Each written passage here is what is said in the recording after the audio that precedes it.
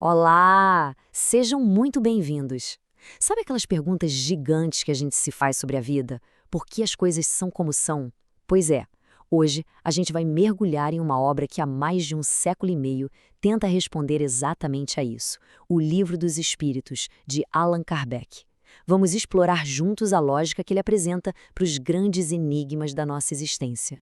O nosso roteiro de hoje vai ser o seguinte: a gente começa com aquela questão que incomoda todo mundo, a aparente injustiça da vida. Depois, vamos seguir o raciocínio do livro, passo a passo, entendendo a ideia do espírito, como funciona a reencarnação, o porquê do sofrimento e, claro, qual seria o objetivo final de tudo isso. Então vamos lá. O ponto de partida de toda essa obra é uma questão fundamental. Se existe uma força criadora justa, por que o mundo parece tão desigual e muitas vezes tão doloroso? Pensem comigo. Por que alguns nascem, sabe, em berço de ouro e outros na mais completa miséria? Por que uma criança às vezes parte tão cedo, enquanto uma pessoa que causa tanto mal vive uma vida longa? A obra parte daí, desse fato que a gente vê todo dia, a enorme desigualdade de talentos, de inteligência, de moral, e ela afirma que isso precisa ter uma explicação lógica. E para começar a encontrar essa explicação, o livro propõe algo radical. A gente precisa repensar o que nós somos. A resposta, segundo a doutrina, não está aqui, na vida material. Ela está naquilo que vai além dela. E aqui a gente tem um contraste bem claro. De um lado, a visão de que a gente é pura biologia. Nasce, vive, morre e acabou. A consciência seria só um produto do cérebro. Do outro lado, a proposta de que o corpo é só uma ferramenta temporária, um veículo para a nossa verdadeira identidade.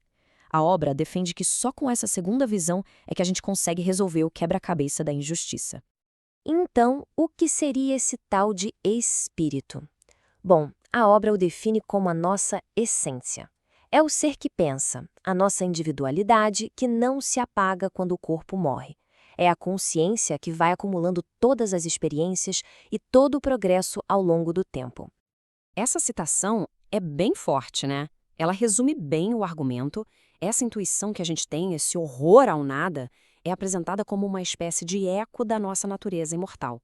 Quase como uma pista, lá no fundo, de que a nossa história é muito mais longa do que uma única passagem aqui na Terra. Certo. Mas se esse espírito é imortal, como é que ele progride? Aí entra a peça central desse mecanismo de evolução, a reencarnação. Olha só que analogia poderosa que a obra traz. Ela compara a vida a um dia de trabalho. Se o trabalho não ficou bom, um chefe justo não vai demitir a pessoa, mas vai dar a chance de refazer, de aprender e de acertar. A reencarnação, dentro dessa lógica, seria exatamente isso.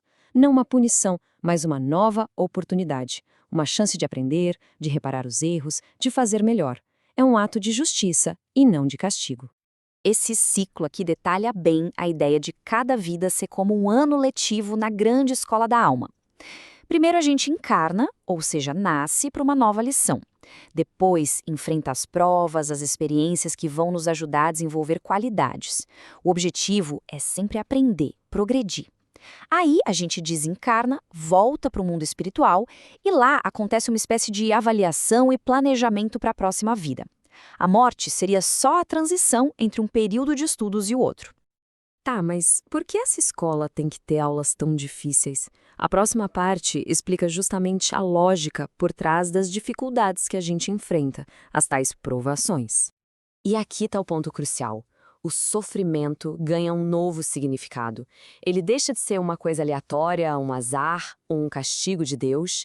Ele passa a ser visto como uma ferramenta de aprendizado, uma prova que o próprio espírito teria escolhido para poder evoluir. Essa tabela aqui demonstra bem como funcionaria a lei de causa e efeito ao longo de várias vidas. A ideia, segundo a obra, é que a nossa situação de hoje é consequência direta do que a gente fez no passado. Assim, a vida nos dá a chance de desenvolver as virtudes que nos faltam. Por exemplo, quem foi um tirano pode aprender a humildade nascendo sob opressão. Quem foi avarento pode aprender a generosidade passando pela miséria. Mas para onde toda essa jornada de aprendizado e correção está nos levando? A doutrina diz que essa jornada não é sem rumo nem infinita. Existe um destino, uma lição final que é a mais importante de todas. Depois de passar por tantas e tantas experiências, desenvolvendo a inteligência e a moral, O grande objetivo final de todo o espírito é um só: conseguir entender e, principalmente, viver a lei fundamental que rege tudo, a lei do amor. O livro, então, adota a definição de caridade que foi ensinada por Jesus. E ela vai muito além de só dar uma esmola. É uma atitude de boa vontade com todo mundo, de tolerância com os defeitos dos outros e um ponto essencial, de perdão. É o amor na sua forma mais prática. E aqui está a grande visão de futuro que a obra apresenta. O propósito final de toda essa jornada tão complexa é, em última análise, levar toda a humanidade a um estado de fraternidade, onde todos estejam unidos por esse sentimento de amor e de caridade. E assim, a gente termina com uma reflexão que essa obra fundamental nos deixa.